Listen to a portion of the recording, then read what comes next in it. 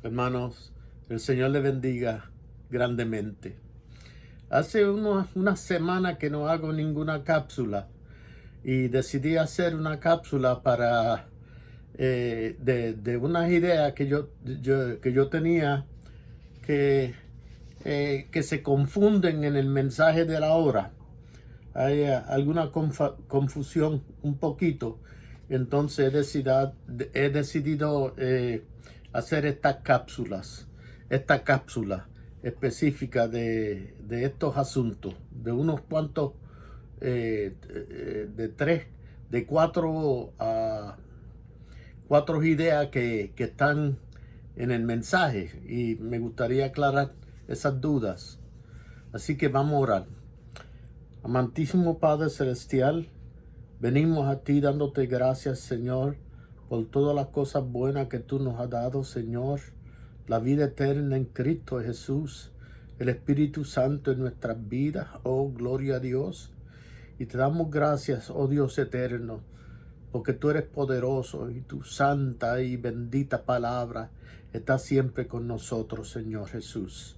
Y en este momento bendice estos minutos, Señor, que todo lo que se diga sea de acuerdo a tu palabra. Gracias, Padre, por todo, en el nombre del Señor Jesús. Amén. Lo que yo voy a hablar, la primera cosa es la distinción entre predicar este evangelio y enseñar esta palabra. O sea, predicar este evangelio y enseñar esta palabra.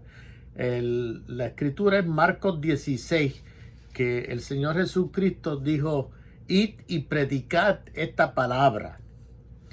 Aquí el hermano Branham también dice que cuando uno predica la palabra, no es simplemente hablarla con letras, sino tiene que haber una vindicación. Predicar la palabra es predicarla con señales y prodigios, siguiendo al creyente o al ministro que predica la palabra. Y esta es lo más importante en el Nuevo Testamento, predicar la palabra. Sin embargo, algunos hermanos han dicho que han puesto en segundo lugar la enseñar la palabra. Y el maestro, la posición del maestro es enseñar la palabra o poner en contexto, poner en su lugar.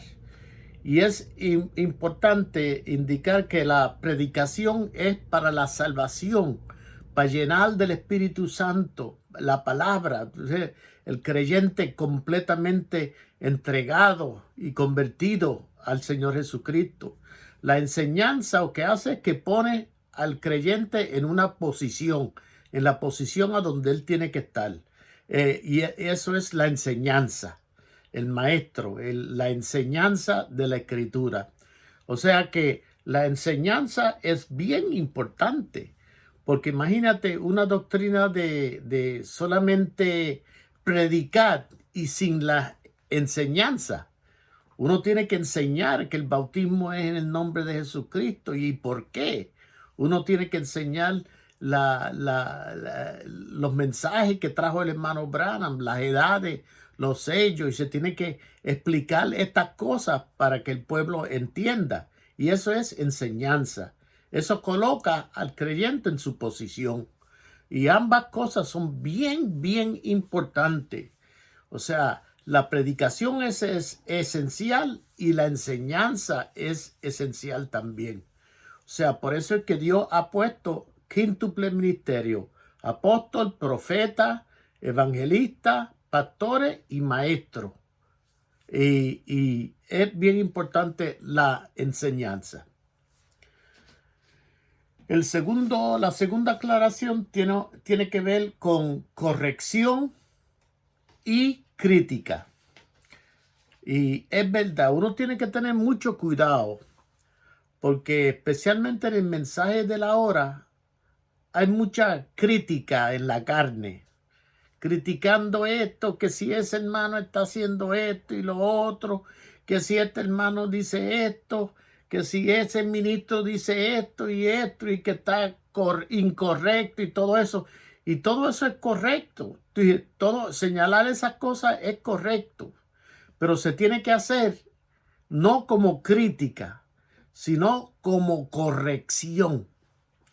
Y la escritura ahí que tiene que ver con eso, que me gustaría que ustedes investigaran, es Segunda de Timoteo 3:16 y Hebreos 12:8. Ahí es importante que se da una distinción entre corrección y crítica. Y nosotros como predicadores usamos el púlpito para corregir los hermanos, el ministerio, lo que sea. Se corrige, pero se corrige con el amor de Dios. Pero se corrige, se tiene que señalar. Porque si no se señala, entonces usted es responsable como ministro de esas almas que no oyen la verdad. Y si usted sabe que una doctrina es errada, usted tiene que corregirla. Si Dios le ha revelado eso, usted tiene que usar el púlpito para corregir.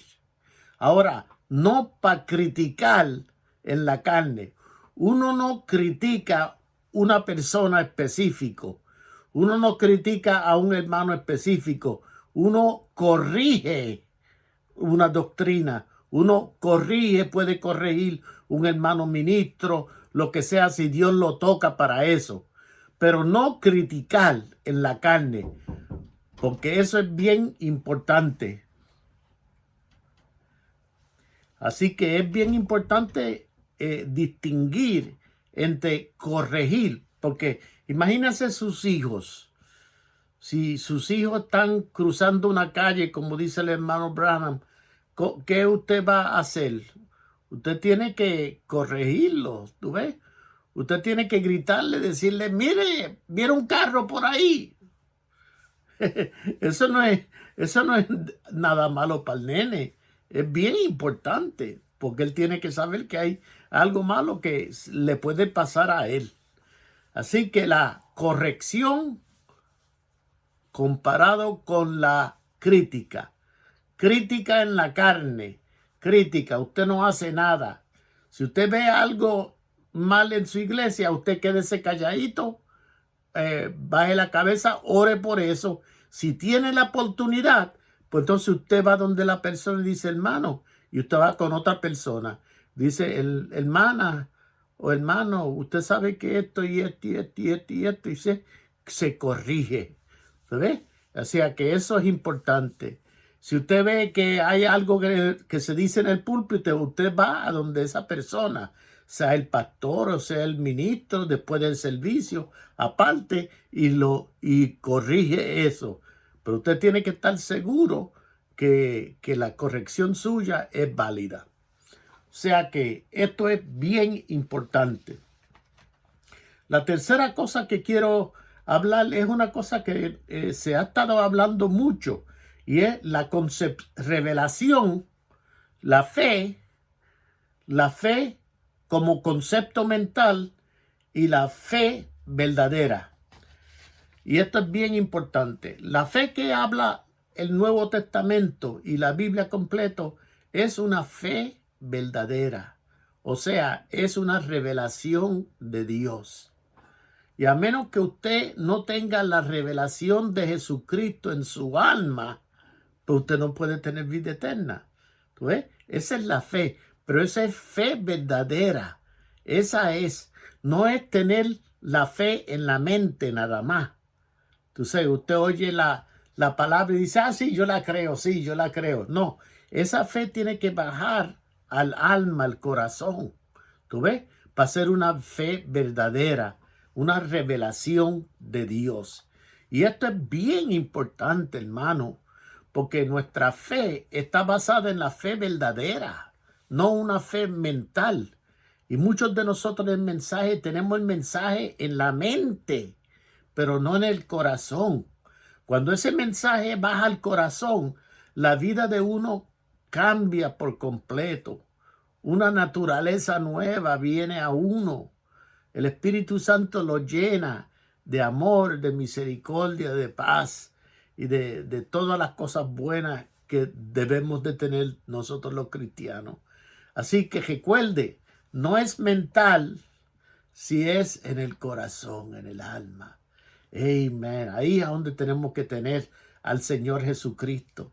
El Señor Jesucristo lo tenemos que tener no como una concepción mental, como un hombre o un profeta o yo no sé qué vino 2000 años, sino tenemos que verlo en el corazón, como el Salvador de nuestras vidas, como el Dios eterno que está dentro de nosotros. Así que qué precioso es eso, tener esa fe verdadera en el corazón. La cuarta que quiero mencionar es un concepto, una idea que yo he estado investigando desde hace varios meses, y es la moralidad divina. Y esto, yo no sé si el hermano Banda va a ver esto, pero es una idea, hermano, que podemos discutir de esto. Pero yo creo firmemente, después del análisis que hemos hecho y pensando en el Señor, que la moralidad no es humana. La verdadera humanidad, la verdadera moralidad de nosotros como cristianos y como seres humanos, esa moralidad viene del Dios Todopoderoso. O sea que desde el principio la divinidad ha tenido moralidad. Dios sabe lo que es bueno y lo que es malo.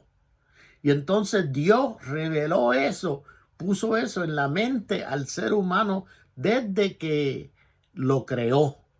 Esa moralidad humana viene de Dios. Anteriormente es una moralidad divina que es puesta al hombre y empieza a ser una moralidad humana, pero tiene sus raíces en la divinidad, en la moralidad divina.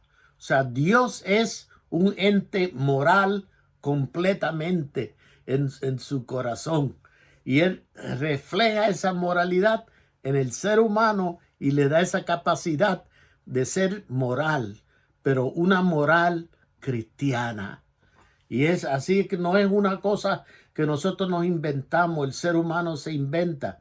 No, es un atributo de Dios. La moral y la moralidad es un atributo de Dios, que viene de Dios y es puesto en el ser humano. Así que el Señor le bendiga. Yo espero que estas palabritas sean de provecho para ustedes y me dejan cualquier nota abajo, allá abajo, y entonces seguimos en adelante. Gracias, hermano. Amén. Aleluya. Que el Señor les bendiga.